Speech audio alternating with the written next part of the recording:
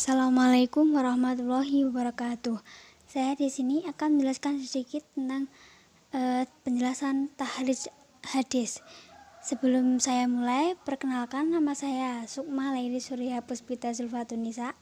Saya dari kelas Ekonomi Syariah F. Oke, selanjutnya saya akan menjelaskan tentang tahrij hadis. Tahrij hadis sendiri dibagi menjadi beberapa. Yang pertama ada urgensi tahrij, yang kedua perkembangan tahrij hadis, yang ketiga metode tahrij hadis, dan yang keempat prinsip-prinsip tahrij, yang kelima manfaat tahrij hadis. Manfaat tahrij hadis sendiri itu ada contoh manfaat. Selanjutnya adalah urgensi tahrij hadis. Urgensi tahrij hadis ini ada 3. Yang pertama ada sanad, matan, kajian sanad dan matan. Sanad adalah mata rantai atau silsilah keguruan yang menghubungkan seseorang dengan gurunya hingga sampai kepada Rasulullah. Pada hadis maktub, silsilah itu terhenti pada tabi'in yang menjadi pengantar bagi matan hadis. Sementara matan adalah isi atau kandungan dari hadis itu sendiri. Kajian kesohihan hadis biasanya diawali dengan kajian atas sanadnya. Ketika kualitas sanadnya sudah ditetapkan, maka penilaian hadis itu linier atau sama dengan penilaian atas sanadnya itu sendiri. Secara zahir, kajian sanad memang lebih banyak menyita perhatian orang-orang yang meneliti hadis daripada kajian atas matan. Hal tersebut bisa jadi karena kondisi matan yang jumlahnya statis, sementara sanad bersifat dinamis dan cenderung bertambah banyak sejalan dengan banyaknya jumlah perawi yang diteliti. Sebenarnya kajian hadis yang dilakukan tidak diprioritaskan pada sanadnya sebagaimana yang dipersangkakan beberapa orang, namun dilakukan pada matanya. Hanya saja objek kajian yang lebih banyak memang ada pada sanad hadis, sehingga timbul kesan bahwa kajian sanad memang lebih mendominasi dalam kajian hadis. Yang kedua ada perkembangan tahrij hadis. Tahrij hadis sendiri ada definisi. Definisi itu ada yang menurut terminologi, yaitu tahrij merupakan derivasi dari kata kharaja yang berarti keluar, atau kebalikan dari kata duhul yang bermakna masuk. Kata kharaja bersifat lazim dan ketika ain fi'ilnya digandakan, ia menjadi muta'addi yang dengan sendirinya mengubah arti. Tahrij menurut etimologis bermakna mengeluarkan. Sementara hadis dalam terminologi yang populer dinyatakan sebagai segala sesuatu yang disandarkan kepada Rasulullah, baik penyandaran itu valid ataupun tidak valid. Dalam prakteknya, hadis juga berlaku pada asosiasi ucapan dan perbuatan kepada sahabat dan tabi'in. Menurut Mahmud Al-Tahan mendefinisikan bahwa tahrij adalah sebagai penelusuran atau lokasi hadis dalam sumber-sumbernya yang asli, yang menyebutkan hadis beserta sanadnya, untuk kemudian dikaji kualitas hadisnya. Definisi yang ditawarkan Al-Tahan ini berlaku pasca kodifikasi hadis. Selanjutnya yaitu perkembangan dari tahrij hadis sendiri itu. Tahrij hadis ini mulai pada masa ulama klasik, yang dimulai pada masa sahabat hingga abad ke-5 Hijriah. Itu mereka belum mengenal tahrij dengan terminologi yang kita kenal sekarang sebagai alat bantu mengaji hadis. Hal ini dikarenakan banyaknya hafalan dan luasnya wawasan mereka akan hadis.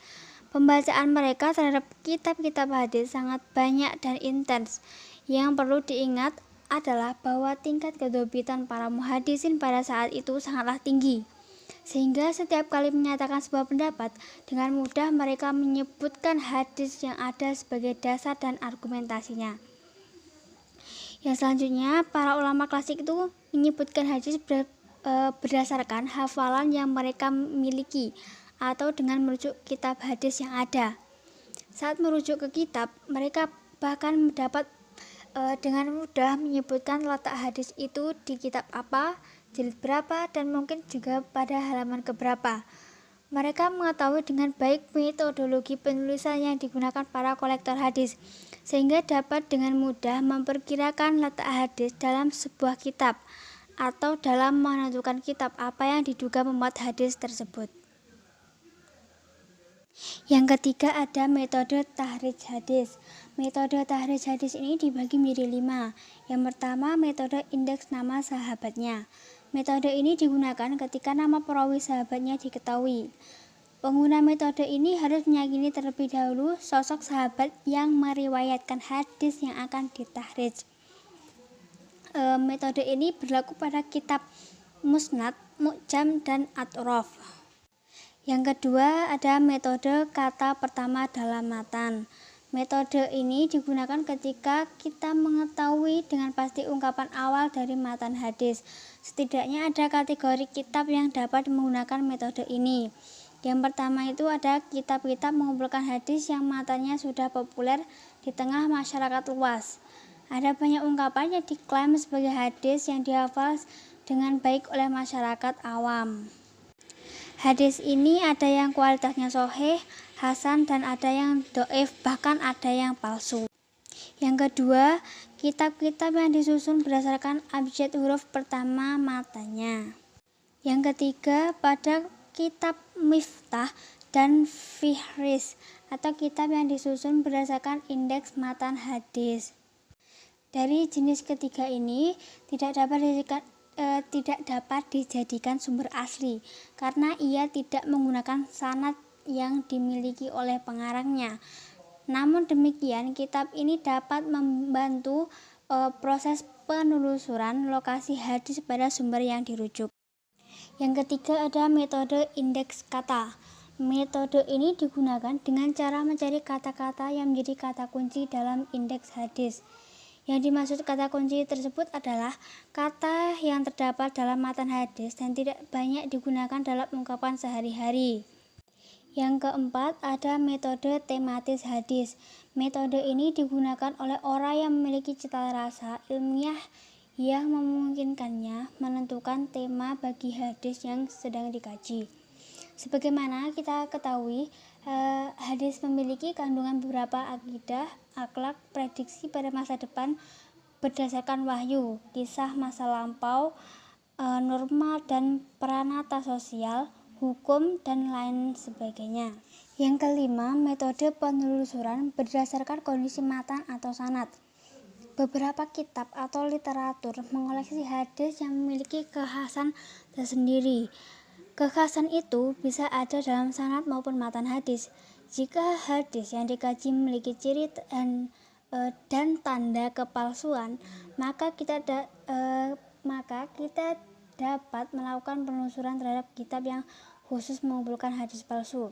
Atau jika yang dikaji diasosiasikan kepada Allah Ta'ala atau yang kita kenal dengan sebuah hadis qudsi, maka kita melakukan penelusuran terhadap kitab atau literatur yang memuat hadis-hadis qudsi. Kemudian jika sanad hadisnya terdapat periwayatan bapak dari anak, maka kita melakukan penelusuran terhadap kitab yang khusus mengoleksi hadis-hadis periwayatan bapak dari anak.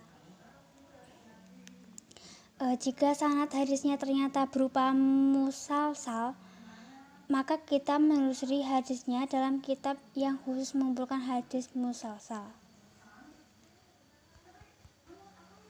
Dari kelima metode ini dapat digunakan secara bersamaan atau dipilih dari salah satu yang paling mudah atau yang memudahkan kita dalam melakukan penelusuran hadis. Yang keempat ada prinsip-prinsip dasar tahrij hadis.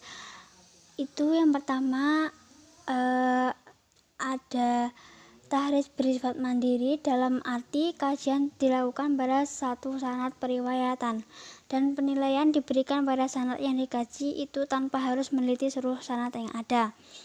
Yang kedua, sebanyak mungkin informasi terkait hadis yang ditahrij dipaparkan.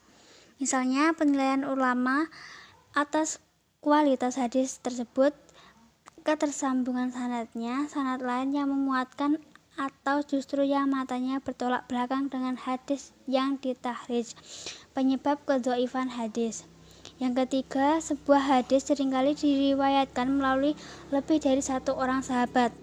Yang keempat, dalam penahrijan perlu diperhatikan substansi matan hadis, variasi redaksional matan, kajian atas sanad berupa biografi beserta kualitas para perawi, kajian atas kata-kata yang unik dan tidak lumrah, kajian waktu dan tempat terhadap masing-masing perawi sebagai alat bantu penelusuran ketersambungan sanad, dan keunikan sighah al-ada atau ungkapan masing-masing perawi dalam sanad ketika meriwayatkan sebuah hadis.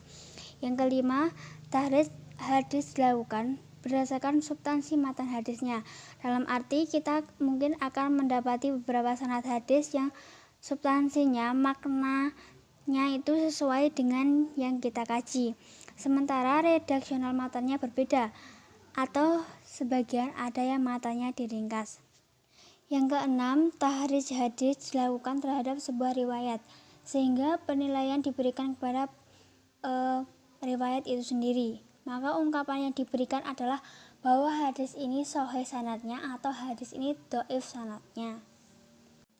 Yang ketujuh, penilaian terhadap seorang rawi merupakan ijtihad yang didasarkan data biografi yang tersebar dalam literatur biografi perawi. Di sini perbedaan pendapat di kalangan ulama seputar kualitas seorang perawi merupakan sebuah keniscayaan. Penggunaan kaidah jar wal ta'dil dengan proporsional dapat membantu kita dalam menentukan kualitas seorang perawi.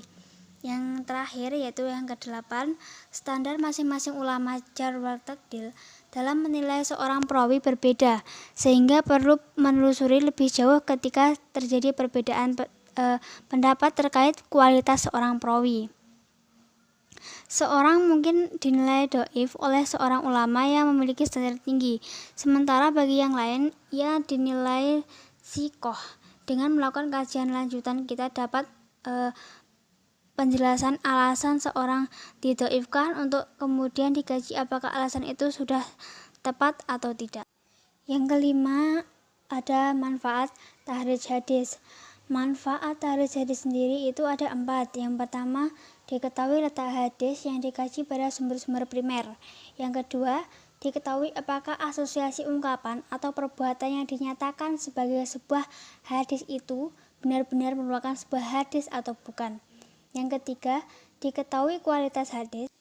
Yang keempat, dengan membandingkan riwayat-riwayat yang ada akan diketahui arti asing, kondisi yang melatar belakangi sebuah hadis, kondisi para perawi hadis, mendapat ketersambungan sanad, meningkatkan kualitas sanad, mendapati matan dan sanad secara utuh.